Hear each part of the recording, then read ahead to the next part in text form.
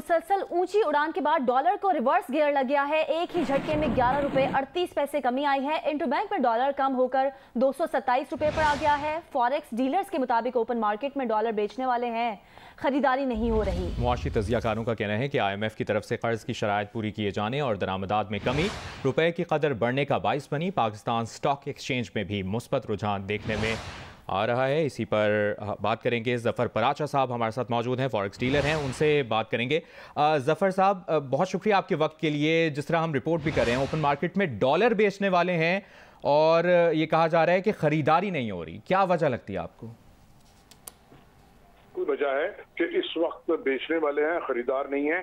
Sentiments एकदम change हो गए हैं। पहले खरीदार थे, अब सेलर हैं। इसके साथ साथ मैं ये बात कहना चाहूंगा कि जो हुकूमत ने और स्टेट बैंक ने जो इनिशिएटिव लिया है, खास तौर पे बैंक्स के अंदर, कि जो बैंक्स स्पेकुलेट कर रहे थे 240 में डॉलर लेके 255 में बेच रहे थे, उन्होंने हमारे मुतालबे के ऊपर उनके खिलाफ कार्रवाई शुरू की है। तो एक तो उसकी वजह से जब इंटरबैंक नीचे हुआ तो ओपन मार्केट भी नीचे हो गई, नंबर 1। नंबर 2, हमारे वजीर खजाना साहब ने फरमाया है कि इस महीने हमने ऑयल की इंपोर्ट नहीं करनी और इसकी वजह से हमारा इंपोर्ट का बिल कम रहेगा। इसके साथ साथ एडिबल ऑयल की प्राइस कम हुई है, कोल की प्राइस कम हुई है, पल्सेस की और दीगर जो चीजें हम इंपोर्ट करते हैं उनकी प्राइस कम होने से हमारा इंपोर्ट का बिल पिछले महीने भी कम हुआ है और इस महीने और ज्यादा कम होने की तवक्को है। तो ये जो इंटरबैंक के अंदर जो डिमांड, जो डॉलर का रेट था वो आर्टिफिशियल था, तो उसकी वजह से ये डॉलर आज 13 साढ़े 13 रुपए कम हुआ है। और मजीद जो स्मगलिंग डॉलर की हो रही थी, पेशावर में 250 था, अफगानिस्तान में 255 था। हमारा जो नेबरिंग कंट्री है इंडिया, उसने डॉलर की खरीदारी शुरू कर दी थी अफगानिस्तान में और हमारी इकोनॉमी को डिस्टेबलाइज करने के लिए, तो उसको भी हमारी हुकूमती इदारों ने उसको कंट्रोल किया है। लेकिन मैं आपके तबस्सुर से बात कहना चाहूंगा कि ये कोई सेटिस्फैक्ट्री लेवल नहीं है, खुश होने वाली बात नहीं है कि हमारे यहाँ डॉलर 13.5 रुपए कम हो गया है, क्योंकि हमारा एक्चुअल लेवल जो है वो डॉलर का इस वक्त मैक्सिमम 190 रुपए होना चाहिए और और जो फ्यूचर में जो है वो 160 रुपए से ऊपर नहीं होना चाहिए, क्योंकि हमारी जो नेबरिंग कंट्रीज हैं इसमें वहां पे कहीं पे भी डॉलर 80-85 रुपए से ज्यादा नहीं है। ठीक है जफर पराचा साहब, इसी पर मजीद भी डिस्कशन को आगे बढ़ाते हैं। मुआशी तजियाकार खुर्रम शहजाद साहब ने भी हमें ज्वाइन किया है, नुमाइंदा जियो न्यूज़ रियाज एंडी ने भी हमें ज्वाइन किया है। खुर्रम शहजाद साहब, आपसे जानना चाहेंगे, क्या डॉलर इंपोर्ट्स को काबू करने से, जो डॉलर हैं इंपोर्ट्स को काबू करने से काबू में आया है? आपको क्या वजह लगती है इस गिरावट की? और जो जफर पराचा साहब कह रहे हैं, आप एग्री करते हैं उनसे? जी देखें, अभी जो डॉलर की कीमत में कमी हुई है उसमें 2-3 रीजंस मिला के हैं और ये होनी थी, क्योंकि एक तो उसमें मुझे लगता है कि जो गिरावट थी वो बहुत ज्यादा हो चुकी थी इससे कि जितनी होनी चाहिए थी, नंबर 1। सेकेंडली जो है इम्पोर्ट पे एक बैन कुछ लगाया गया, कुछ स्लो डाउन किया गया, तो डेफिनेटली उसका इम्पैक्ट है, क्योंकि as per the finance minister कुछ 30-35% आई थिंक जुलाई की इंपोर्ट्स डाउन है और ये अगले महीनों में भी डाउन होगी। उसकी 2 वजूहत हैं। एक तो ये कि हमारी तरफ से भी जो है वो इंपोर्ट्स को काबू किया जा रहा है। ये ऑफकोर्स मैं इसके खिलाफ हूँ, क्योंकि ये होना नहीं चाहिए कि ऑल ओवर सडन आप इंपोर्ट्स को बिल्कुल बंद कर दें या रोक दें या ना होने दें, ये होना नहीं चाहिए। बट क्योंकि इस वक्त चैलेंजिंग टाइम है और ये करना पड़ रहा है, तो उसका डेफिनेटली एक इम्पैक्ट है डॉलर की जो है वो आउटफ्लोज में, नंबर 1। सेकेंडली इंटरनेशनल मार्केट में ऑयल की कीमतें जो है वो नीचे आई हैं। अभी भी अगर आप ब्रेंट देखें या WTI देखें तो ये तकरीबन 90s में इस वक्त चल रहे हैं, जो कि 112, 114, 120 पे एवरेज कर रहे थे पिछले 2-3 महीनों में। तो ये भी एक बड़ा रीजन है कि हमारी इंपोर्ट कॉस्ट भी कम हो रही है, इंपोर्ट का वॉल्यूम भी रिलेटिवली कम हो रहा है। सबसे बड़ी बात ये एनर्जी बिल जो है वो कम हो रहा है, नीचे जा रहा है, तो इसका एक बड़ा इम्पैक्ट है, 1/4 हिस्सा है।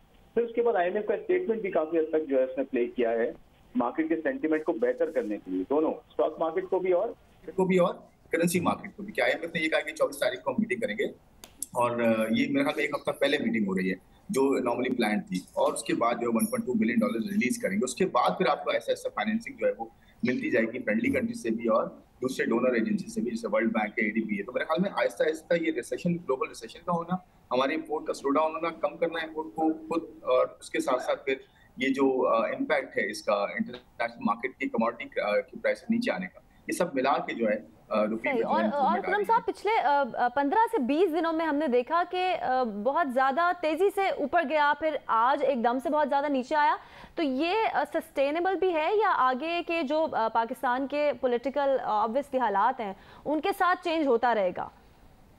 जी, बड़ा अच्छा सवाल किया आपने। ये बड़ा इम्पोर्टेंट है कि ये देखा जाए कि क्या ये सस्टेन करेगा। देखिए, एक नंबर 1 एक चीज़ ये है कि वॉलेटिलिटी हमेशा जो है वो ठीक नहीं होती है इन्वेस्टर कॉन्फिडेंस के लिए या जो भी बिजनेसेस होते हैं उनके कॉन्फिडेंस के लिए। कि आज किसी बिजनेस ने अगर इंपोर्ट की कोई पेमेंट करनी थी तो उसने आज जो है 240 पे की और उसके बाद उसको 15 रुपये नीचे आ रहा है तो उसका इमीडिएट लॉस हो गया।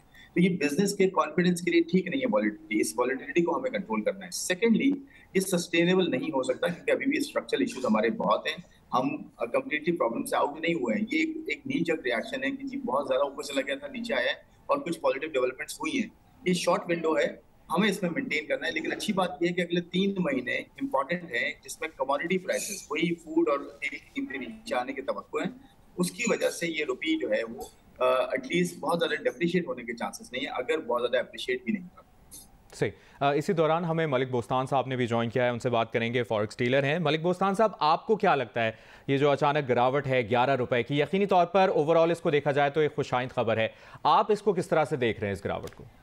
ये तो मैं समझो रुपए ने डॉलर को क्लीन बोर्ड कर ही दिया और करना भी चाहिए था। जिस तरह ये अफवाहें चलती थी कि डॉलर अब संभलेगा नहीं और रुपया संभलेगा नहीं और डॉलर बढ़ते ही जाएगा, लेकिन इसकी बुनियादी वजह वही बनी है कि जो हुकूमत ने सबसे अच्छा फैसला किया है कि इम्पोर्ट को कट किया और अपना, जैसे मिस्टर सईद ने कहा कि जून में हमारा जो इम्पोर्ट बिल था वो 7 अरब डॉलर था, कम होकर 5 अरब डॉलर हो गया।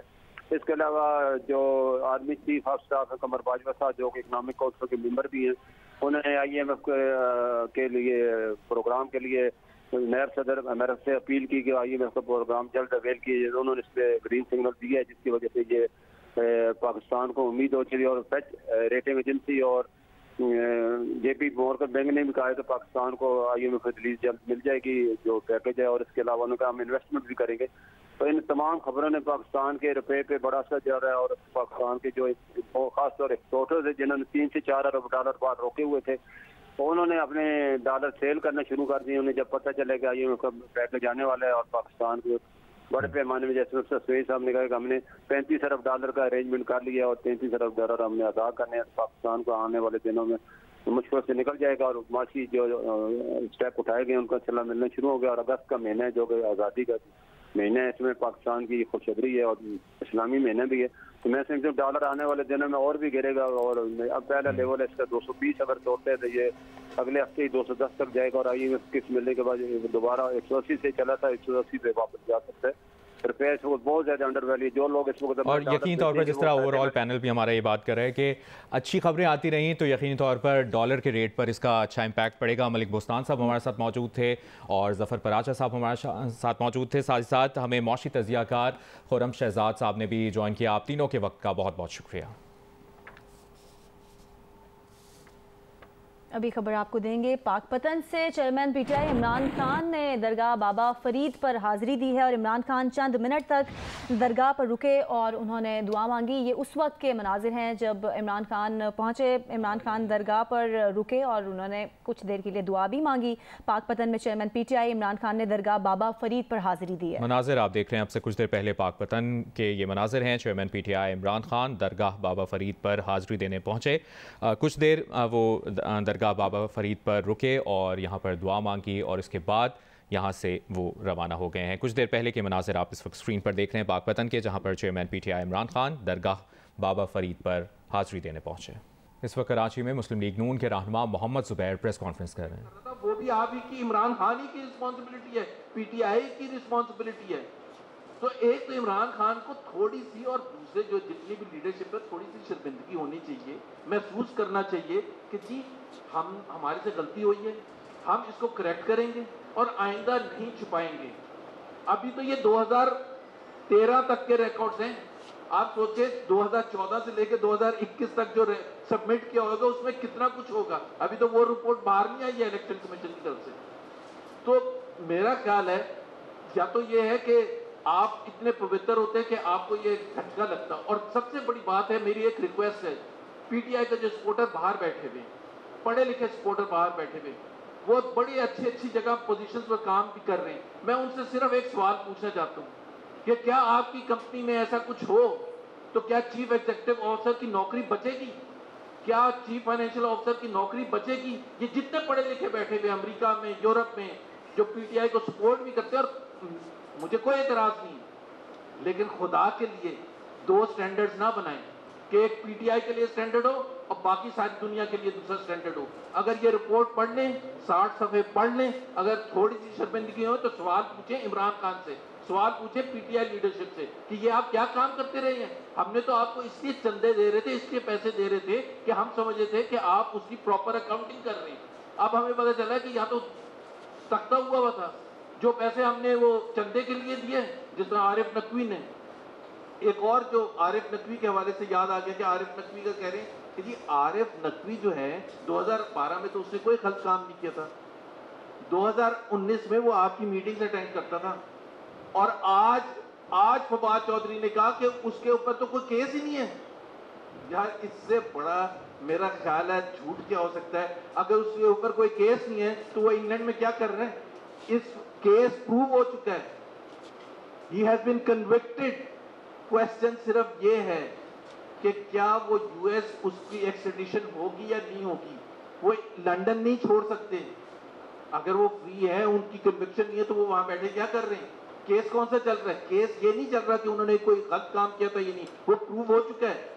केस ये चल रहा है कि जी यूनाइटेड स्टेट्स वाले की हुकूमत कह रही है, कोर्ट्स कह रहे हैं कि इसको हमारे हवाले किया जाए, और आरिफ नकवी उसको रोकने की कोशिश कर रहा है। ये केस अभी चल रहा है, कन्विक्शन हो चुकी है, गलत काम हो चुके हैं जो इमरान खान को उन्होंने। और दूसरी बात आरिफ नकवी के हवाले से कि जी आज भी फवाद चौधरी ने कहा कि जी पीएमएलएन को के इलेक्ट्रिक की सेल में अबराज जो बेच रहा था शंघाई पावर को, उसमें उन्होंने पता नहीं $20 मिलियन दिए थे शरीफ ब्रदर्स को। तो अगर इतने पैसे हमने लिए थे तो वो ट्रांजैक्शन हुई क्यों नहीं? कोई ये बता देना भाई, हमने इतने बड़े, एक भाई प्राइम मिनिस्टर, दूसरा भाई चीफ मिनिस्टर, और अगर ये उनका इल्जाम मान लिया जाए फवाद चौधरी का, तो वो ट्रांजैक्शन हुई क्यों नहीं? शंघाई पावर तो बहुत बड़ी कंपनी थी, हमें कोई बेचने में हमें कोई क्या इख्तलाफ हो सकता था? तो उसी से झूठ पकड़ा जाता है कि कोई पैसे ना दिए थे, ना बात हुई थी, क्योंकि कभी ऐसी चीज पाकिस्तान मुस्लिम लीग नवाज की हुकूमत के दौरान 2013 से लेकर 2018 तक एक इंसिडेंट बता दें करप्शन का या किकबैक का या मिस यूज ऑफ ऑफिस का, तो कभी हुआ ही नहीं था। इस वजह से ट्रांजैक्शन नहीं हुई थी। Thank you. सवाल है तो आप पूछ लीजिए।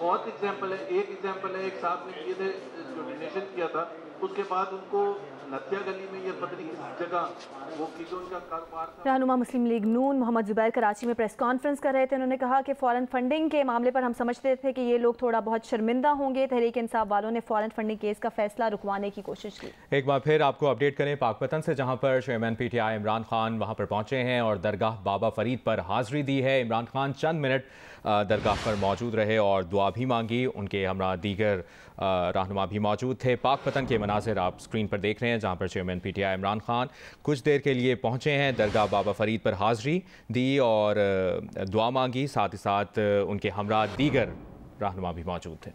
पाकपतन से आप ये मनाजिर देख सकते हैं। चेयरमैन पीटीआई इमरान खान दरगाह बाबा फरीद पर पहुंचे, वहां पर हाजिरी दी। इमरान खान चंद मिनट तक दरगाह पर रुके और यहां पर दुआ भी मांगी। पाकपतन में चेयरमैन पीटीआई इमरान खान ने दरगाह बाबा फरीद पर हाजिरी दी है। इमरान खान चंद मिनट तक दरगाह पर रुके और यहाँ पर दुआ मांगी और उसके बाद यहाँ से रवाना हो गए। पाकपतन में मौजूद हैं चेयरमैन पीटीआई इमरान खान।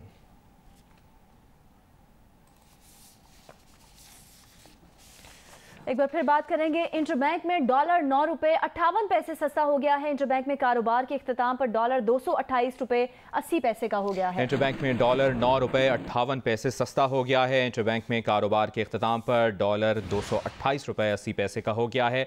मुसलसल ऊंची उड़ान के बाद डॉलर को रिवर्स गेयर लग गया है और एक ही झटके में 11 रुपए 38 पैसे की कमी पहले देखी गई। इंटरबैंक में डॉलर कम होकर 227 रुपए पर आ गया। अभी ताज़ा अपडेट यह है कि डॉलर 9 रुपए 58 पैसे सस्ता हुआ है और इंटरबैंक की अगर बात की जाए तो वहां पर कारोबार के इख्तिताम पर डॉलर 228 रुपए 80 पैसे का हो गया है। और माशी तज्जियाकारों का इस पर यही कहना है कि IMF की तरफ से कर्ज की शराइत पूरी किए जाने और दरामदात में कमी रुपए की कदर बढ़ने का बाइस बनी है। और इसके साथ साथ पाकिस्तान स्टॉक एक्सचेंज में भी मुस्बत रुझान देखा जा रहा है। कारोबार के दौरान 100 इंडेक्स में 933 पॉइंट्स का इजाफा देखा गया। इंटरबैंक में डॉलर 9 रुपए 58 पैसे सस्ता हो गया है। इंटरबैंक में कारोबार के इख्तिताम पर डॉलर 228 रुपए 80 पैसे का हो गया है।